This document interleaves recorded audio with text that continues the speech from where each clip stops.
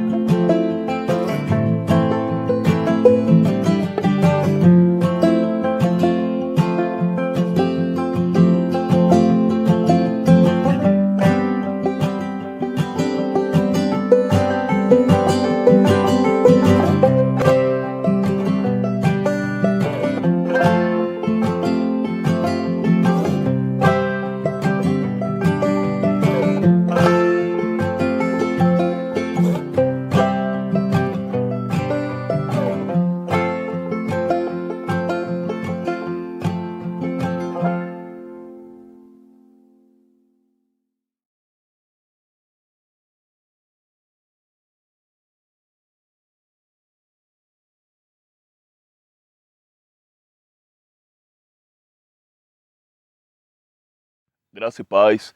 Que Deus abençoe sua vida, sua família, seu ministério cada vez mais, em nome de Jesus. Você está no canal da Missão Ressignificar, gerando uma história de transformação genuína à luz da palavra. E eu espero que isso não seja uma declaração de marketing ou uma mentalidade coach. O desejo do nosso coração é que isso seja uma declaração profética na sua vida, na sua história, na sua família, no seu ministério, para a glória de Cristo. Eu quero agradecer a você que chegou no nosso canal por agora, por decorrer dessa semana. Muito obrigado pela sua inscrição. Que Deus te abençoe e te honre cada vez mais. E por mais que eu esteja feliz pela sua inscrição aqui, não fique achando que você vai encontrar facilidades aqui. Nós vamos insistir para que pela palavra de Deus você seja confrontado para a glória de Cristo Jesus. Obrigado por você que tem compartilhado. Que Deus te abençoe e te honre cada vez mais para a glória de Cristo. E você que está aqui só nos assistindo, que bom que você está nos assistindo. O Senhor tem nos dado a honra e a felicidade de ter um número muito elevado de pessoas que nos assiste, mas que não quer fazer a sua inscrição. Continue dessa forma. E no dia que o Senhor tocar o seu coração, se inscreva e compartilhe. Nisso perdoe o Senhor, seu servo. Essa é a declaração de Naamã E se você ainda está meio perdido no que nós estamos falando sobre a cura de Naamã, que se encontra em 2 de Reis, capítulo 5. E Naamã então pede perdão depois desse encontro com as águas do Rio de Jordão. É um assumir culpa. E vale a pena a gente pensar então na insistência de Deus com esse homem. O texto começa dizendo que ele tem conquistas, que ele tem vitórias, e o texto também revela que a sua nação não é a nação de Israel, e que ele só tem vitória, conquistas, porque o Senhor o concede isso. Vale a pena pensar então o porquê Deus levar aquela menina cativa, escrava, até a sua casa, e essa transição de caminhar até o encontro do profeta. Ele pede perdão porque ele está servindo a um outro Deus, com D minúsculo, hein? E esse Deus se chama Rimon. Ele está prestando um culto, uma reverência. Ele encosta sobre o seu Senhor, isso é, sobre o seu rei, todas as vezes que ele vai encurvar-se ali. Olha que situação interessante. O Senhor atrai Naamã para uma verdadeira adoração, para um verdadeiro culto. E, enfim, dentro do coração de Naamã, uma aceitação de que os seus passos em adoração, os seus passos de servidão, não são passos que agrade a Deus.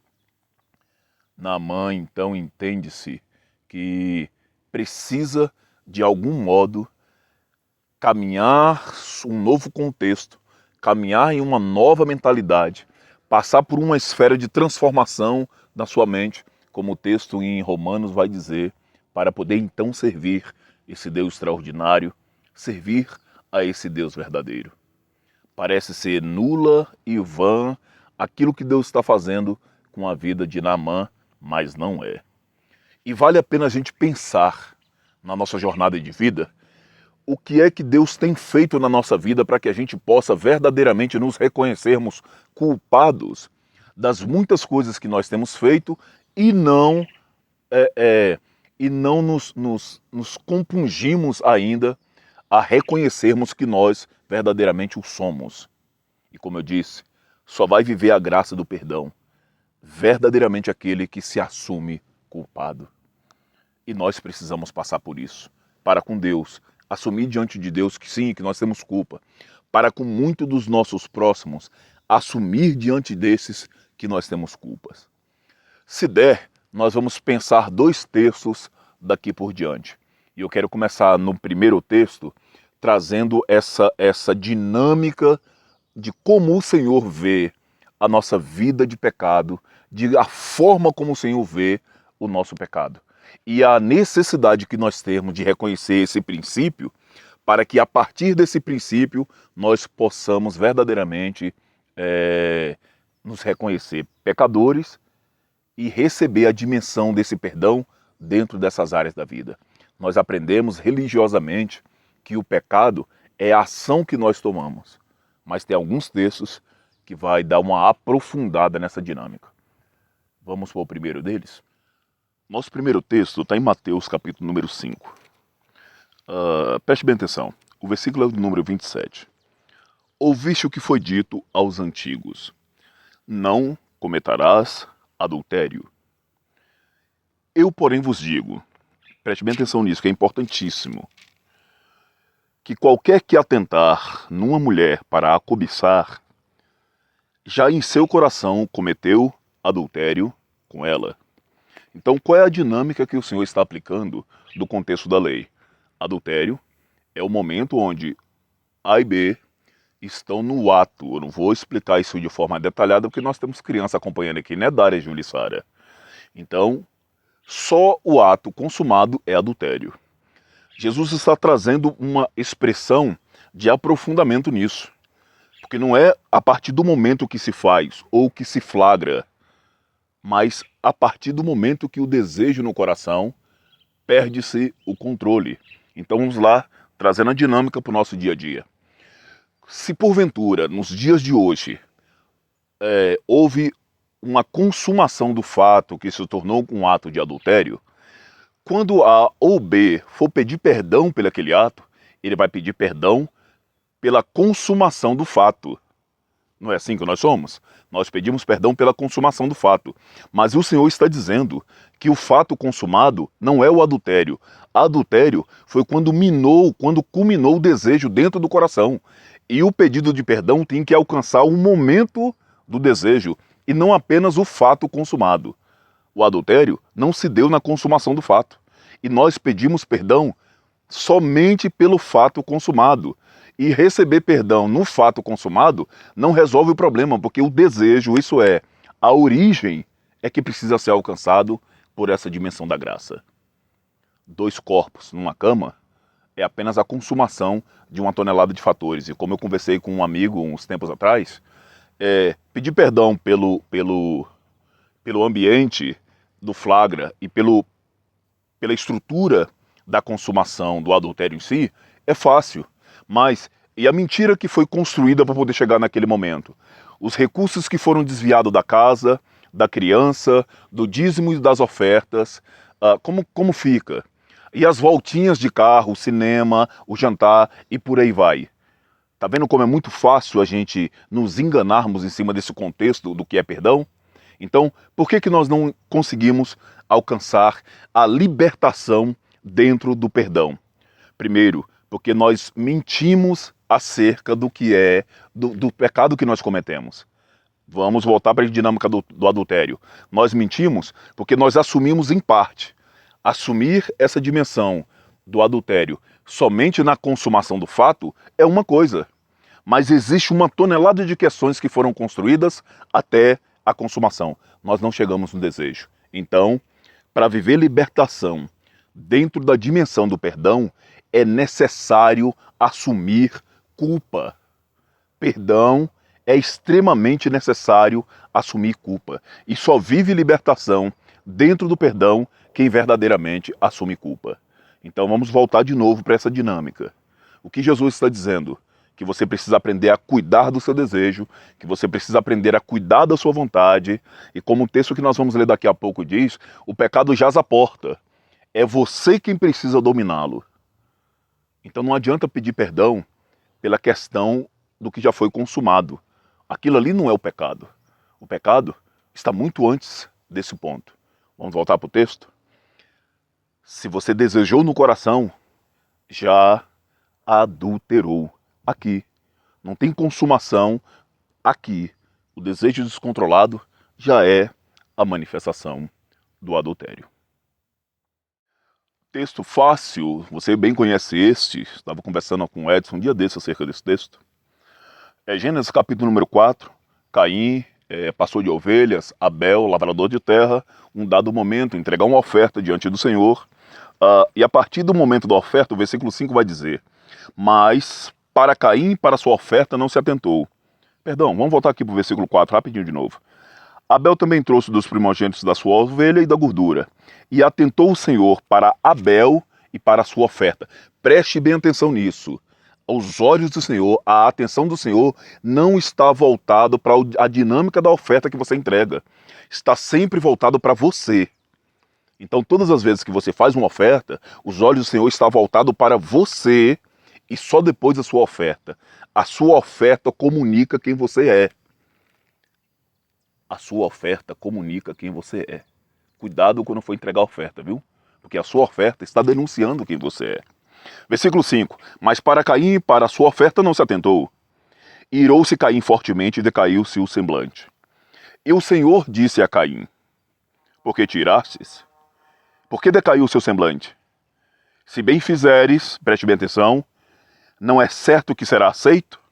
E se não fizeres bem, olha, o pecado jaz à porta, e sobre ti será o seu desejo, mas sobre ele deves dominar. O pecado jaz à porta, o Senhor está dizendo que sobre Caim será o desejo, eu que sou o Senhor do meu desejo, passo essa governança para o meu desejo, e o desejo vai me dominar, e o texto termina então dizendo que sou eu que tenho que gerar domínio sobre isso. Você é compulsivo em se alimentar? Ou como a Bíblia diz, você é glutão?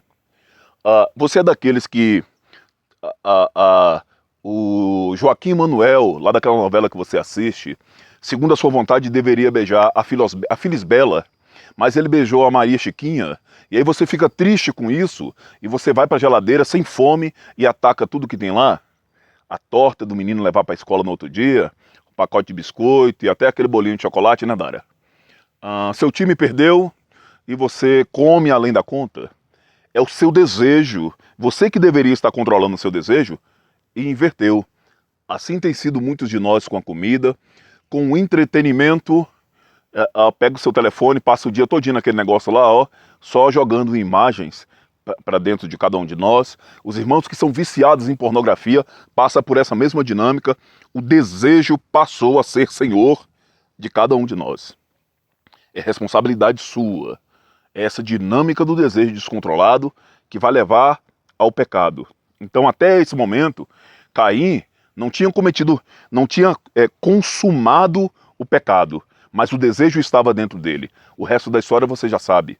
Ele leva o irmão para um determinado lugar, fala com o irmão, se levanta contra ele e o mata. O pecado sempre vai levar para essa dinâmica. Próximo texto, Tiago, capítulo 1, versículo número 14 em diante. Preste bem atenção nessa dinâmica. Mas cada um é tentado quando atraído e engodado pela sua própria concupiscência. O que é concupiscência?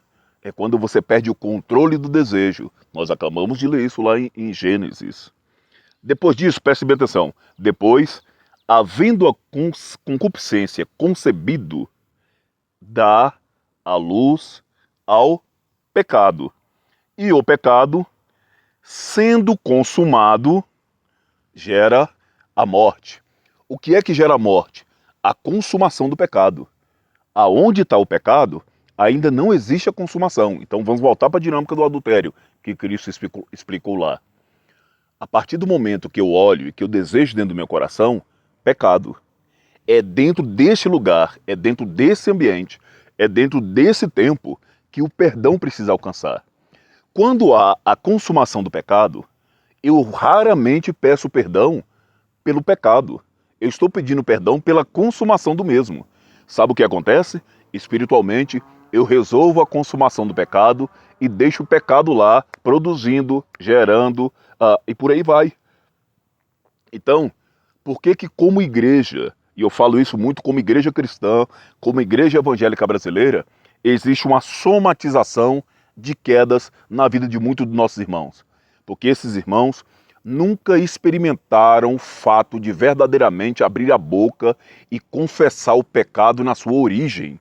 Eles foram ensinados que o pecado é a consumação do mesmo. Então, o que é o pecado? Quando eu grito. O que é o pecado? Quando eu dou tapa. O que é o pecado? Quando eu chamo o cidadão do trânsito lá que me deu uma fechada de filisteu. O que é pecado? É quando me encontram deitado com alguém e não é a minha esposa. O que é o pecado? Nos ensinaram que o pecado é o ato consumado. E o pecado está muito além disso. Vou voltar a repetir isso. Só vai viver a dinâmica da libertação do pecado quem se assume culpado. E quem coloca a culpa do pecado na consumação do mesmo está se escondendo e não confessando.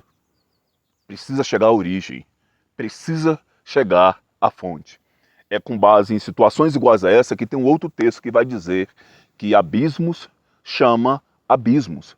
Porque a partir do momento que se está em um abismo, ele nunca entra dentro da origem daquele abismo para poder se livrar dele de uma vez. Ele vai sempre apontar a realidade da consumação e nunca a causa. É duro ouvir isso? É. Mas melhor, porque se verdadeiramente nós quiséssemos andar com a vida que nós estamos vivendo, seria muito mais fácil não prestar atenção nesses detalhes e andar com esse ensino equivocado. Falar um pouco sobre essa temática do perdão entra dentro daquilo que eu nomino, que são coisas que a gente quer, mas não precisamos, e tem coisas que nós precisamos, mas não queremos. Se você for sincero com você vai analisar e ver que você está orando e pedindo a Deus uma tonelada de coisas das quais você quer, mas não precisa. E falar sobre perdão nesse momento coisas das quais nós precisamos, porém não queremos. Seria muito mais fácil a gente andar na ignorância que nós estávamos outrora, até um pouquinho antes desse vídeo, se você não tinha essa elucidação dentro do seu ser. Seria muito mais fácil a gente andar de forma leviana, não bíblica, acreditando que perdoar é esquecer, acreditando que perdoar não há necessidade de convivência e por aí vai. Eu quero trazer mais um texto para a gente poder falar sobre esse perdão dentro de uma temática muito conhecida da Bíblia, para mim, uma das mais conhecidas mundialmente, que é a parábola do pródigo. E um dia eu ainda vou parar para poder falar sobre esse pródigo, que eu acredito que o pródigo... o pródigo não é o filho, é o pai, mas isso vai dar trabalho para explicar agora. Vamos deixar isso para um outro momento. O texto é Lucas, o capítulo é 15, a partir do versículo de número 11. Preste bem atenção na temática. E diz: vale ressaltar que isso aqui faz parte de um ensinamento profundo que Jesus está fazendo. Então, seja corajoso e audacioso e faça a leitura do capítulo todo, tá? Um certo homem tinha 2 filhos. E o mais moço deles disse ao pai: Pai, dá-me a parte dos bens que me pertence. E ele partiu por eles a fazenda. Existe uma determinação lá no texto, em Deuteronômio capítulo 21, que o filho mais velho recebe uma porção dobrada da herança. Então esse menino está indo, isso é, o mais novo está indo com a parte que diz respeito a ele, mas o mais velho está ficando com a parte dobrada de quem vai. Versículo 13. Poucos dias depois, o filho mais novo, já juntando tudo, partiu para uma terra longínqua. E ali desperdiçou seus bens, vivendo de forma dissoluta. O que esse filho vai viver, o que esse filho vai fazer, não dá para viver e fazer perto do olhar do pai. Então tem muito filho que se afasta, porque o nível das coisas que ele quer viver, o olhar do pai o condena. Ele não consegue lidar com isso dentro do ambiente de um contexto familiar. Dissolução é algo que é efêmero e que é muito rápido, como os alucinógenos que a gente tem visto nossos jovens se consumir nesses dias por aí. Versículo 14 diz: e havendo ele gastado tudo, houve naquela terra grande fome. Havendo ele gastado tudo, houve na terra grande fome. A fome não chegou enquanto ele ainda tinha recursos, mas só a partir do momento que ele gasta tudo, a fome é acionada. Nós já falamos um pouquinho de fome e depois vamos dar uma olhada lá no livro de Juízes que a gente vai entender um pouco melhor isso daí. E começou a padecer necessidades. Chegou-se a um dos cidadãos daquela terra, ao qual mandou para os campos apacentar porcos. Já falei, e você já deve ter visto isso aqui no nosso canal, existe uma tonelada de pessoas que tem espírito de porco, como meu pai gosta de falar, e até para esses há pastores, apacentadores de porcos. Queira Deus que não esteja listado nos desses. Desejava encher o estômago com as bolotas e os porcos comiam, e ninguém lhe dava nada. E, tornando em si, disse, preste bem atenção nessa dinâmica, algumas pessoas só vão conseguir se encontrar, se acharem, cair em si mesmas, quando estiverem exatamente dentro desse ambiente. Ele não consegue ter uma ideia da sua identidade fora desse lugar. É só aqui que ele se cai em si. E a dinâmica é linda. Ele lembra do seu pai. E preste bem atenção. Quantos jornaleiros de meu pai têm abundância de pão e eu aqui padeço fome? Não é o quanto o pai dele tem. Também não é o quanto ele tinha. Mas a aplicação da justiça do seu pai acerca dos seus empregados. os empregados, os servos, viviam numa abundância extraordinária e fora do comum. Foi esse o ponto que chamou a atenção daquele jovem que estava apacentando os porcos. Foi o que os empregados dele tinham. Então, o que ele teve e desperdiçou, talvez não fosse perto do que os empregados tinham para poder viver. E aqui nós temos uma lição extraordinária. Nenhuma fortuna há de perdurar se você está distante do Pai. Nenhuma fortuna, não há vida, não há abundância se você não está perto do Pai. Falo isso para a nossa relação para com o nosso Pai Celestial e falo isso para você que é filho, que ainda não conseguiu entender a dinâmica que está escrito em Hebreus e também em Efésios, que pede para que você aprenda a honrar os seus pais. Vamos seguir no texto. Levantar-me-ei, irei ter com meu pai e dir-lhe-ei: Pai, pequei contra os céus e contra ti. Já não sou digno de ser chamado teu filho. Faze-me como um dos seus jornaleiros. Levantando-se foi a seu pai, e quando ainda estava longe, viu o seu pai e moveu de íntima compaixão e correndo, lançou-se o pescoço e o beijou. Aqui eu quero aplicar essa dinâmica. Primeiro ponto, esse pai alcança essa dádiva de perdoar porque ele se move de íntima compaixão. Mover-se de íntima compaixão é exatamente o sentimento que está entranhado dentro do nosso Senhor, Redentor e Salvador Jesus Cristo. Você vai encontrar algumas passagens revelando esse sentimento. Segundo ponto, quem está tomado por essa íntima compaixão, isso é, se compadecendo pelo outro, ele encurta, ele diminui a distância. Ele não fica lá parado esperando o filho chegar. Já falei isso num vídeo que eu estava abordando sobre a questão de missões. Não recordo qual é o nome do vídeo. Está aqui no nosso canal. Se eu conseguir achar, eu coloco ele em destaque aqui embaixo. Então, o pai se move.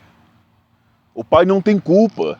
O pai não é culpado. O culpado está vindo e o pai vai ao encontro para diminuir a distância. E só consegue entrar dentro dessa realidade quem verdadeiramente está entranhado por essa realidade, tem esse sentimento que é comparado ao sentimento de Jesus Cristo.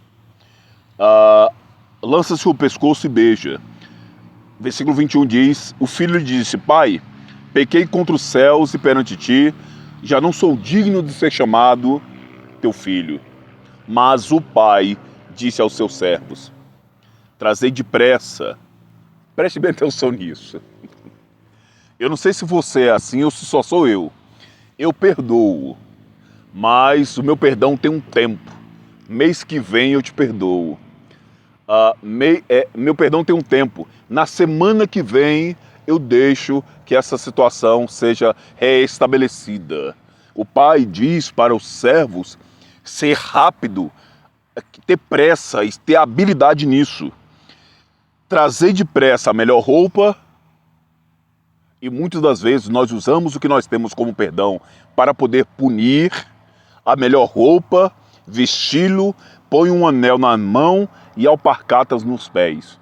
A partir daquele momento que o filho diz que ele não pode mais ser chamado, nem se estabelecido como filho, o pai devolve aquele menino exatamente para o lugar que é dele, de filho, e apressadamente, e não com a morosidade, e não com a vingança gospel que nós carregamos dentro de nós mesmos. Fala a verdade, se fosse você na situação desse pai, desse menino, diz para mim, se esse menino ia conseguir entrar dentro da sua casa hoje, se você já não tinha trocado todas as fechaduras, se até o controle do portão eletrônico já não tinha trocado e tinha tirado aquele cachorro dócil, aquele poodle e colocado 2 pitbulls lá para não correr o risco do teu filho pular o teu muro e acessar a sua casa de volta.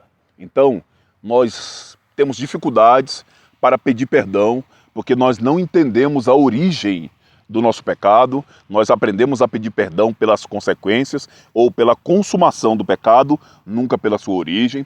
E nós temos dificuldades maiores ainda para perdoar, porque dentro do nosso ser não está entranhado sentimento como o sentimento do nosso Senhor Jesus Cristo.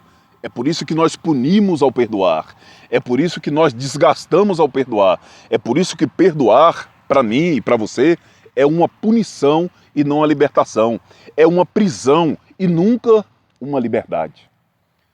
Quanto tempo essa pessoa ia ter que viver debaixo da sua tutela, debaixo da sua disciplina, para ela ter de novo o anel no dedo? Quanto tempo ela ia ter que fazer parte da nossa congregação para poder ter acesso de novo às vestimentas de filho? E as sandálias dos pés? Como são belos pés do mensageiro que anuncia. Quando é que nós iríamos restituir as sandálias a esse filho com a mentalidade prisional de perdão que nós temos? De perdão que nós tínhamos, que eu preciso crer que a partir disso nós vamos mudar para a honra e para a glória de Cristo Jesus. Liberte, se liberte, aprenda a perdoar. E nós só vamos viver plenitude de perdão a partir do momento que a palavra encontrar lugar de honra dentro da nossa vida. A partir do momento que nós não seremos mais colecionadores de versículos, mas aplicadores do Evangelho da nossa jornada no chão da vida, como eu tenho insistido em falar. Aprenda verdadeiramente a pedir perdão, não mais pelas consequências ou pela consumação dos erros que nós temos vivido. Seja sincero, faça uma reflexão profunda dentro da sua vida, na sua história, e veja quais são as fontes, quais são as origens do que está levando você a cair nos dias de hoje. Eu li isso em algum lugar e vale a pena reproduzir isso aqui. Cristo, na sua jornada ministerial, na sua via crucis, teve 3 quedas. E vale ressaltar que quando Cristo caiu, cumprindo o seu propósito, cumprindo o seu ministério e sem nenhum pecado, não apareceu ninguém que voluntariamente o quisesse ajudar. Quem ajudou, ajudou porque foi obrigado pelo soldado romano a assim o fazer. Quem carregou a cruz de Cristo foi obrigado a fazê-lo, não fez de boa vontade, não fez de bom grado. E isso diz respeito muito a mim e a você, que quando nossos irmãos são pegos em queda, são pegos em situações adversas, voluntariamente nós não nos apresentamos para poder ajudar, para poder cooperar. E só o fazemos debaixo de severa obrigação. Isso não é ser cristão, hein? Não aceite isso na sua vida, não concorde com isso, porque isso não é ser cristão. Tá com pedras nas mãos para poder jogar, isso é fácil. O nosso cristianismo deixa evidente que nós precisamos nos voluntariar para poder cooperar e fazer com que esses se levantem. Então, dando continuidade nisso, o fato é que por mais que ele tenha caído, ele levanta e continua na sua jornada, que é a busca da cruz. E ele não tinha pecado. E um outro texto vai dizer: filhinho, não pequeis. Porém, se pecardes, nós temos um advogado justo e fiel, que é o Cristo. Então, muitos de nós paramos nas quedas que nós tivemos. E o exemplo que Cristo deixou não é esse. Nós precisamos levantar e fazer como Davi: Senhor, venha me lavar para que eu possa continuar pregando ao ímpio. É uma citação que está lá no Salmo de número 51. Então você que está aí ouvindo, está nos assistindo nesse momento, e se você está dentro de uma dessas amarras do pecado, antes de mais nada, seja sincero com você e peça perdão. Não por essa consequência, não pela evidência do que o pecado é, mas seja profundamente analítico em si e, como um filho pródigo, caia em si e vá até a origem. Aprenda a retornar onde verdadeiramente você caiu. Nós precisamos fazer isso. Se coloque de pé, acredite que há perdão para a sua vida. O Cristo foi enviado para cá como o perdão vivo de Deus para que nós possamos ter uma nova jornada. E é um cumprimento bíblico quando você se posiciona exatamente dessa forma para a glória de Cristo Jesus. Então, não se permita aprisionar mais nisso. Segundo ponto, você que pecou contra alguém, seja franco e sincero, peça perdão mesmo. Não tenha dificuldade no que diz respeito a isso. E você, que verdadeiramente está agredido, que está ferido, que está magoado e uma tonelada de outras coisas porque alguém te feriu, se compadeça. A voz do Cristo na cruz disse o seguinte: Pai, perdoai-lhes, eles não sabem o que fazem. Amém? Alguém, seja franco e sincero, peça perdão mesmo. Não tenha dificuldade no que diz respeito a isso. E você, que verdadeiramente está agredido, que está ferido, que está magoado e uma tonelada de outras coisas porque alguém te feriu, se compadeça. A voz do Cristo na cruz disse o seguinte: Pai, perdoai-lhes, eles não sabem o que fazem. Amém?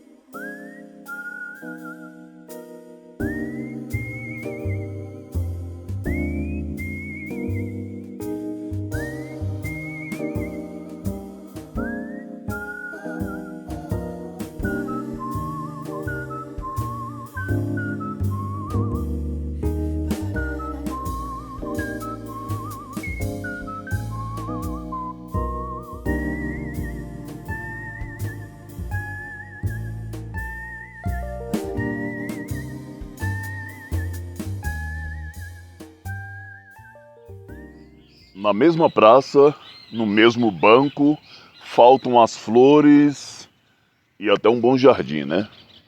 E para não citar, não deixar passar em branco um outro poeta, para não dizer que não falei das flores. Feliz da vida, acabei de ouvir uma história que me emociona. A nossa irmãzinha Vitória falou para os seus pais que a minha voz é muito grande, enche a cabeça dela toda.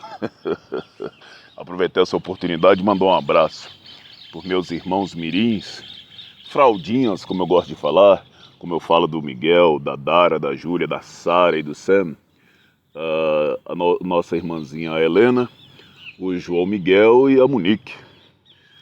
Cativos no canal da Missão Ressignificar. Que Deus abençoe cada vez mais.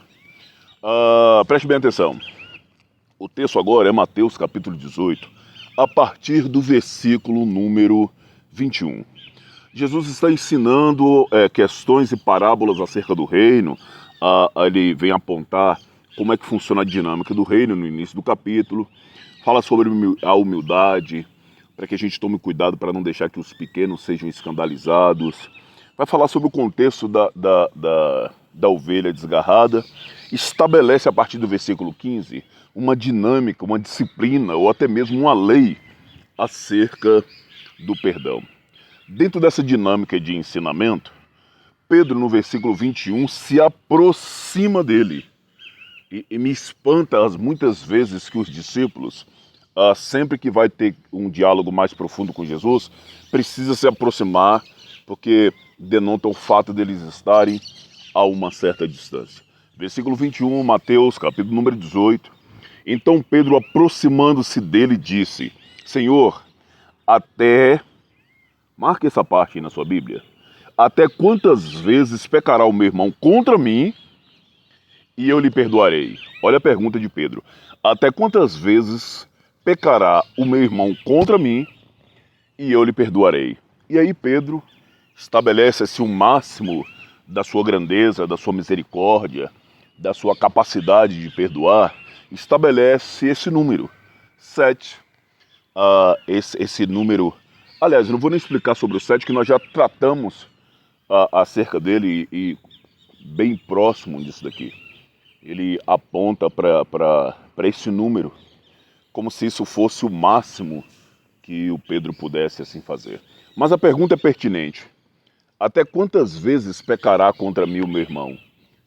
Será que não tem como o Senhor resolver isso? Não tem como o Senhor entrar nessa situação? Eu não quero mais que o meu irmão peque contra mim. E assim, continuando a fazer, estabeleça um limite. 7 tá bom? Na realidade eu pensei em 5, talvez 4, mas eu estou colocando 7 aqui porque vai que eu fique até bem contigo. Versículo 22 diz o seguinte: Jesus lhe disse: não te digo até 7, mas até 70 vezes 7. Na passagem que nós lemos, falando sobre Caim e Abel, o texto vai dizer que o sangue do irmão clamou perdão. Requer um pouco mais de leitura, mas a gente vai chegar lá em um determinado momento. E o Caim então recebe uma marca e uma punição àquele que o tocar. Seguindo o texto mais adiante, você vai ver que tem um homem que diz que cometeu um crime e matou alguém. E esse homem disse que quem matou Caim iria ser punido 7 vezes. Ele, nesse caso, precisaria ser punido um número a mais, um quantitativo a mais. É com base nessa figura que Pedro e Jesus estão falando. Jesus está respondendo para o Pedro no 7, fazendo menção de Caim.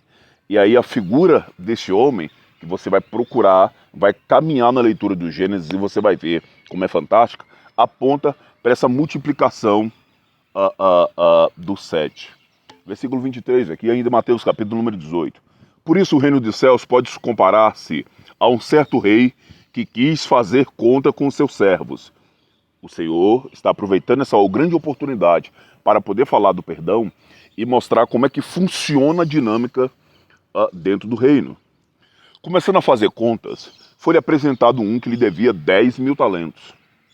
E, não tendo ele com o que pagar, o Senhor mandou que ele, a sua mulher e seus filhos fossem vendidos, com tudo quanto tinha, para que a dívida lhe fosse paga. Então aquele servo, prostrando-se, reverenciava, dizendo: Senhor, sê generoso para comigo e tudo te pagarei. Ele então clama por essa generosidade do seu senhor. Então o senhor daquele servo, movido de íntima compaixão, soltou-o e perdoou-lhe a dívida.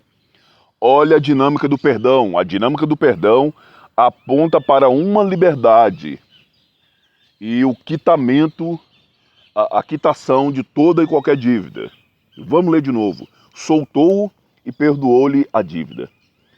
Saindo, porém, aquele servo, encontrou um dos seus conservos que lhe devia 100 dinheiros. Nós estamos falando de uma medida de talentos e agora a dívida deu uma diminuída. Lançando mão dele, sufocava-o dizendo: paga-me o que me deve.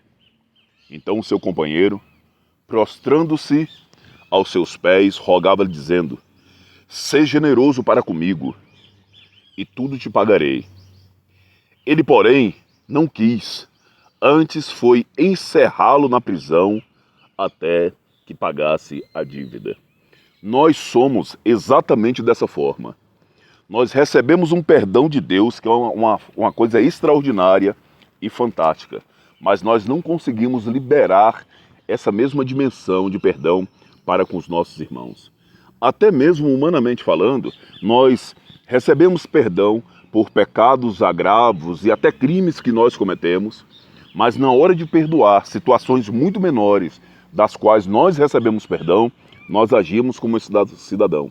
Nós encarceramos, nós aprisionamos, enquanto aquela pessoa não paga, ou enquanto nós não entendemos, segundo os nossos valores, segundo os nossos costumes, segundo o espírito de vingança que nos apodera, nós não libertamos essa pessoa.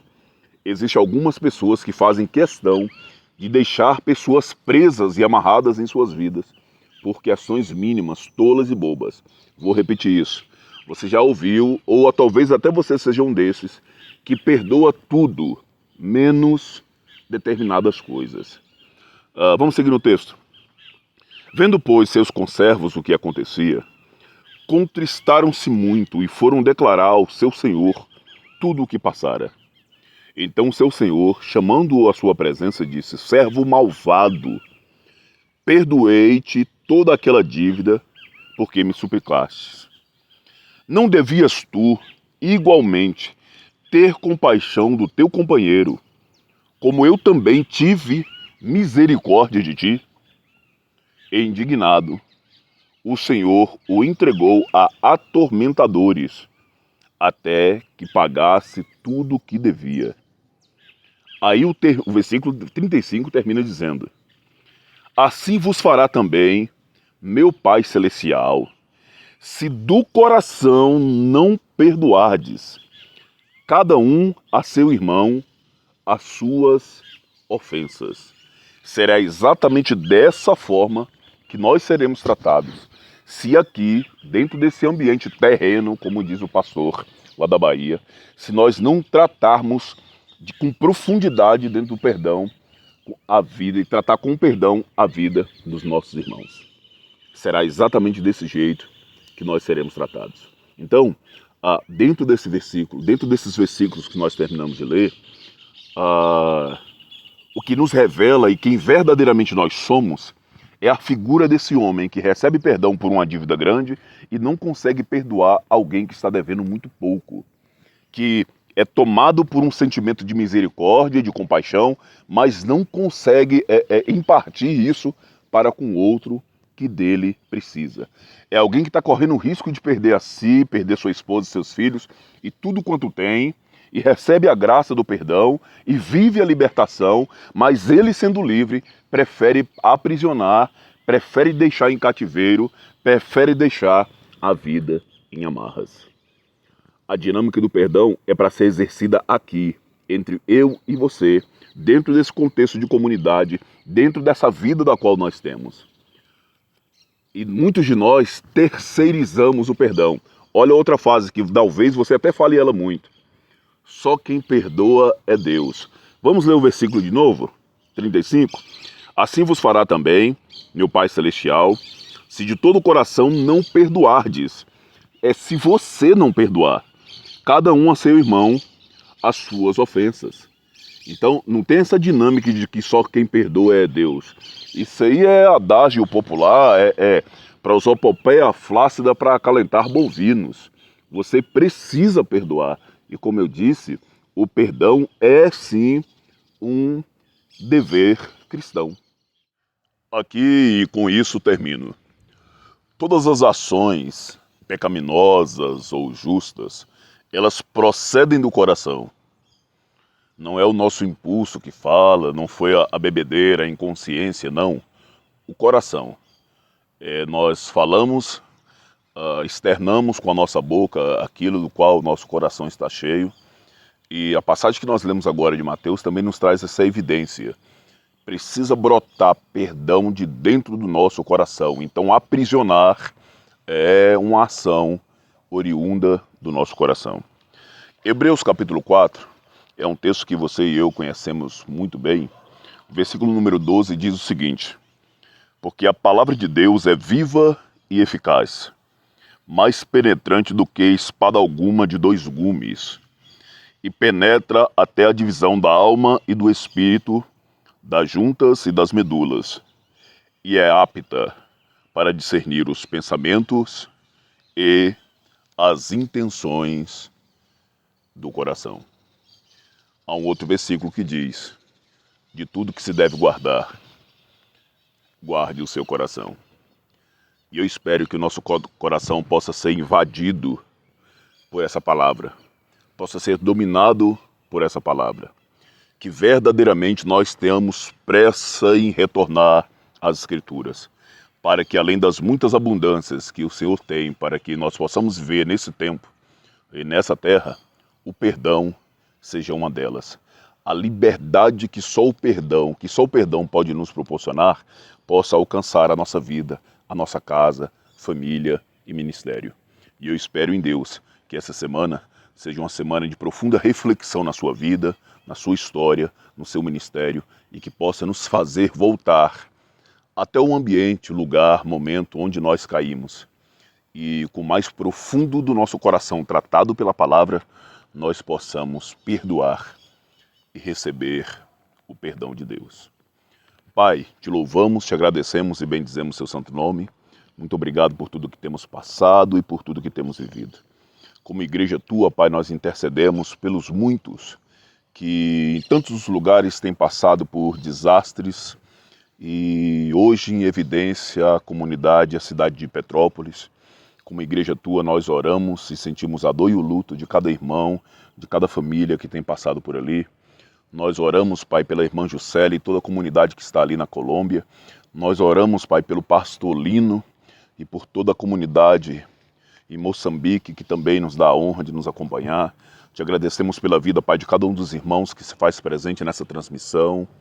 Muito obrigado.